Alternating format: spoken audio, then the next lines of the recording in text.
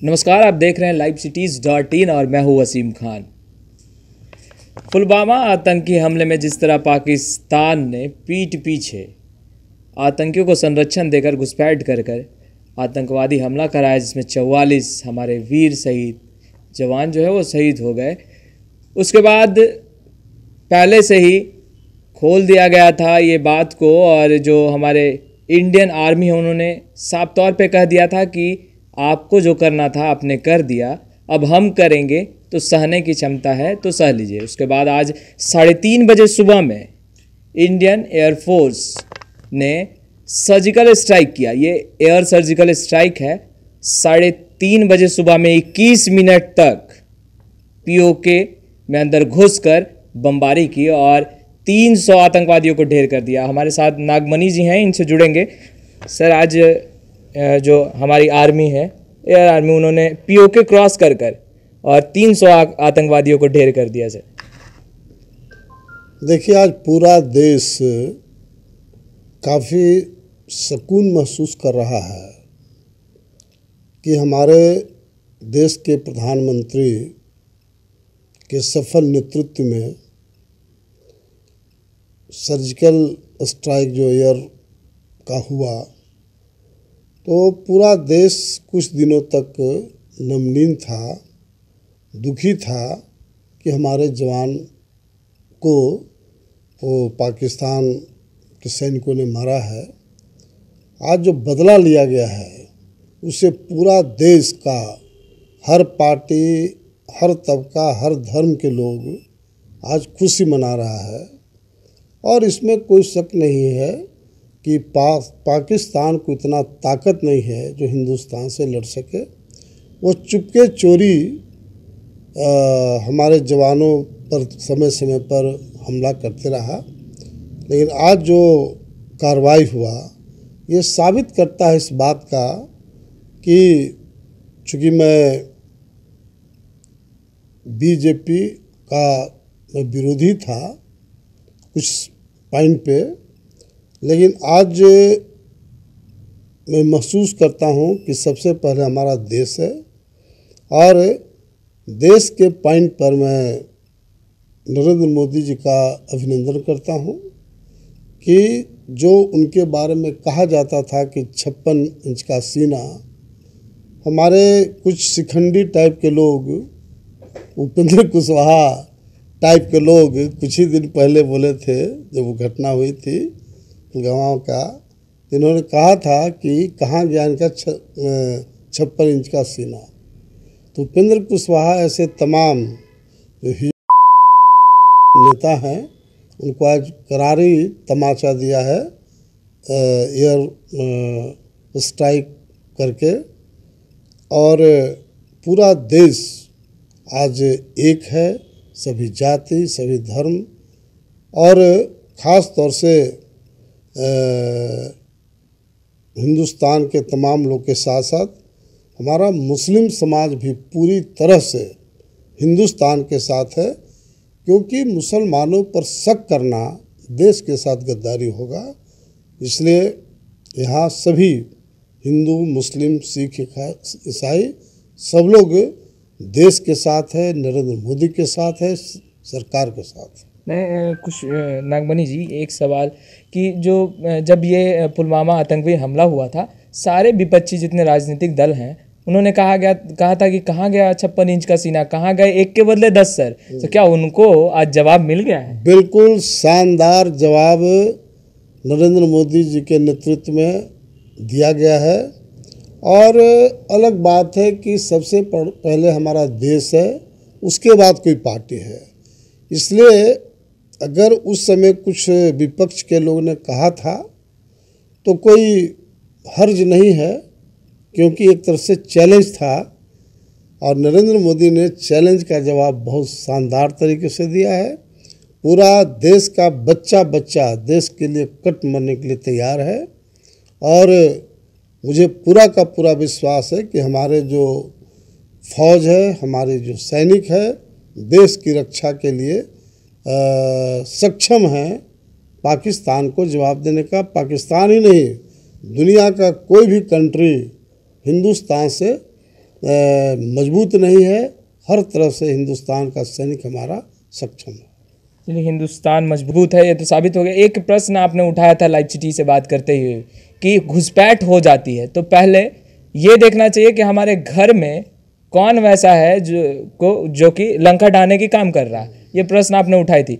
तो एक तरफ तो पाकिस्तान को जवाब दिया जा रहा है, तो क्या इस पे भी विचार विमर्श होना चाहिए? हाँ, नहीं, ये मैंने पिछली बार आपसे कहा था कि आखिर में जो हमारा बॉर्डर है और बॉर्डर सील्ड होता है, कोई बिना परमिशन के कोई एक परिंदा भी पर नहीं मार सकता है।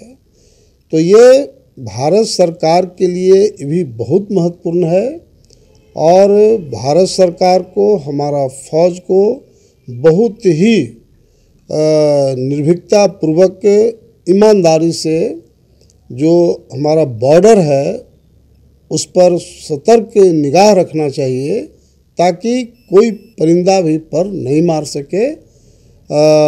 ये इस पर सरकार को अलर्ट रहना चाहिए, हमारे फौज को अलर्ट रहना चाहिए। अच्छा, पाकिस्तान को क्या इतना ही में छोड़ देना चाहिए या फिर घुटनों के बल बैठा देना चाहिए? जिस तरह का लगातार, एक बार नहीं लगातार पाकिस्तान अपने नापाक मंसूबों के साथ घुसपैठ करता रहा है, आतंकवादियों के साथ संरक्षण देता रहा है आतंकवादियों को।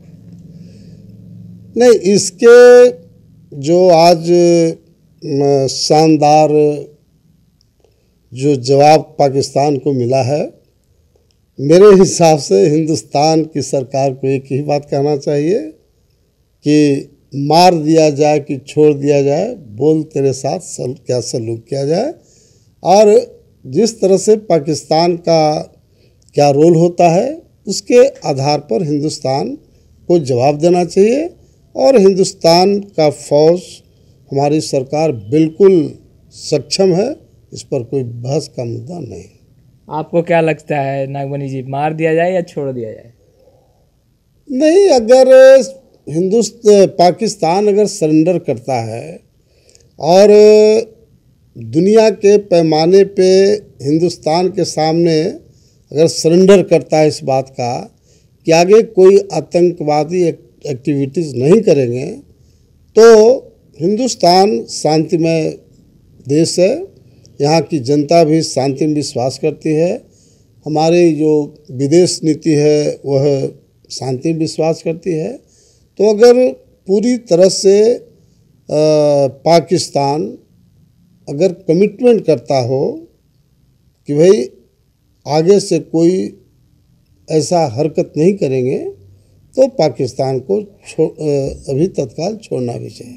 अच्छा सर, ये तो साबित भी हो गया कि हमारे वीर जवानों ने सबक सिखाने का काम किया, वो भी खुली चुनौती को स्वीकार भी किया, बोला कि अब तुम्हारी बारी हो गई, अब हमारी बारी है।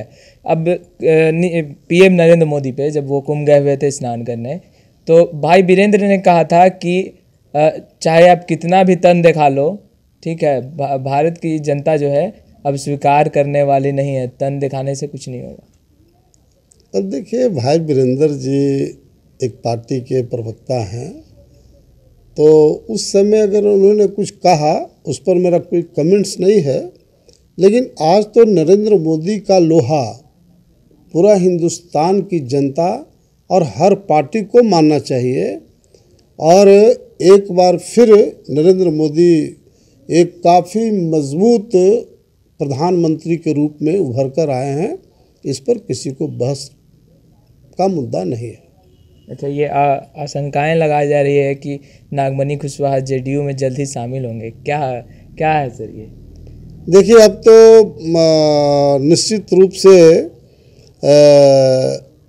अपने सभी समर्थकों से मैं बात कर रहा था और कुछ पक्ष और विपक्ष की बात लोग कर रहे हैं, लेकिन आज जो देश की परिस्थिति है और बिहार की परिस्थिति है उसमें बिना शर्त हम लोग एनडीए के साथ जाएंगे और इस संबंध में हम जल्द यहाँ जो एनडीए के नेता हैं बाबू नीतीश कुमार जी से मैं बात करूँगा, क्योंकि सबके बावजूद देश सेकुलरिज्म विश्वास करता है। ये मैं नहीं कहता कि बीजेपी बीजेपी भी सेकुलर पार्टी है, लेकिन नीतीश कुमार जी के नेतृत्व में बहुत ही शानदार काम हुआ है, बहुत कुछ काम बाकी है। तो हम लोग कदम से कदम मिला करके अगर जेडीयू में गए तो नीतीश कुमार जी के कदम से कदम मिला करके मैं चलूँगा और जल्द इस संबंध में मैं बात करूँगा। यानी जल्द एक एनडीए की तरफ आपका झुकाव हो जाएगा, यानी एनडीए में आप जल्द शामिल हो जाएंगे, इसके लिए आप तत्पर भी हैं? हाँ बिल्कुल, चूँकि पहले हमारा देश है और अभी की जो परिस्थिति है, इतना शानदार काम एनडीए की सरकार ने किया है, तो मैं भी एक देश का साधारण नागरिक हूँ। तो एक साधारण नागरिक के तौर पर मेरा फर्ज है कि नरेंद्र मोदी के नेतृत्व में और बिहार में नीतीश कुमार के नेतृत्व में उनका हाथ को मैं मजबूत करूँ। अच्छा, एक लास्ट अहम सवाल, नागमणि कुशवाहा ने भी आरएलएसपी का दामन छोड़ दिया है, फिर उधर कौशल कुमार जो हैं उन्होंने भी, जो प्रदेश उपाध्यक्ष थे, उन्होंने भी जेडीयू का दामन थाम लिया है। ऐसे में कुशवाहा थोड़ा कमज़ोर दिखते नज़र आ रहे हैं, आपको क्या लगता है? अब उपेंद्र कुशवाहा निरीह प्राणी के तौर पर वो पार्टी में है। जितने दो माननीय विधायक थे उन्होंने छोड़ दिया, एमएलसी छोड़ दिया, श्री भगवान सिंह काफ़ी मजबूत नेता थे, उन्होंने छोड़ दिया। इधर 3-4 जो बड़े नेता बच गए थे उन्होंने छोड़ दिया। और अब उपेंद्र कुशवाहा जी एकमात्र उस पार्टी में निरीह प्राणी के तौर पर रहे। इनका कोई वजूद बिहार के राजनीति में नहीं है। और हम लोग के आने के पहले भी आप देखेंगे मीडिया में कभी कोई चर्चा नहीं होती थी।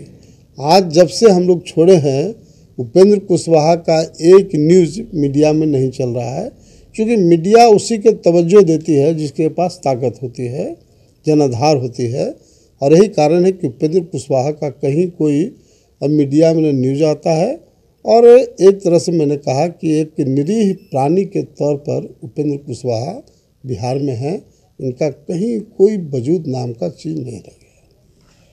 जी हाँ, नागमणि जी ने सही कहा कि 56 इंच का सीना नरेंद्र मोदी के बारे में जो कहा जाता है, उन्होंने आज साबित भी किया है। और हमारे देश के वीर जवान जिन्होंने 3:30 बजे सुबह में एयर सर्जिकल स्ट्राइक किया, 21 मिनट तक पीओके पार जाकर उनको धूल चटाकर वापस आ गए। भले ही पाकिस्तान फिर अपने कारतूस वाली बोली से यह बोल रहा हो कि जो बम गिराए गए थे वो खेतों में गिरे हैं, कुछ हानि नहीं पहुंची है।